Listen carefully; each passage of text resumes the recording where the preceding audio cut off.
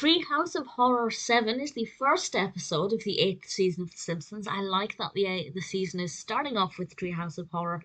And I have to say, I liked two of them.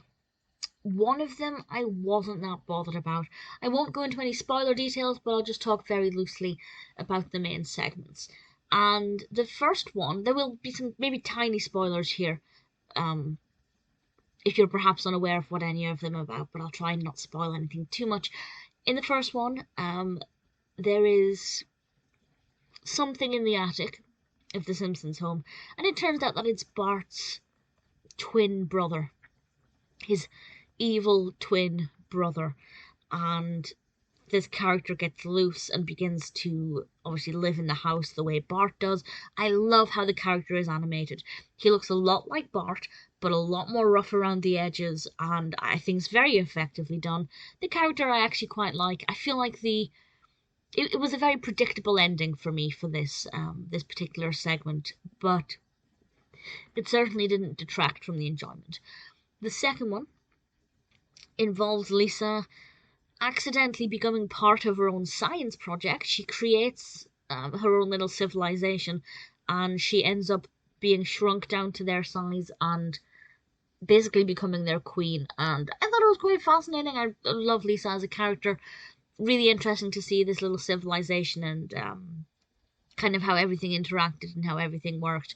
I found it to be actually really quite fascinating and a lot of fun. The third one, Citizen Kang, involves Kang and Kodos, and to be honest, I'm not, as I've mentioned before, I don't hate those characters at all, but I definitely don't love them enough that I'm always happy to see them in every Treehouse of Horror. And they take on the identities of Bill Clinton and Bob Dole, so that at least one of them can be elected, so that they can then gain power to try and take over Earth. And it's interesting enough.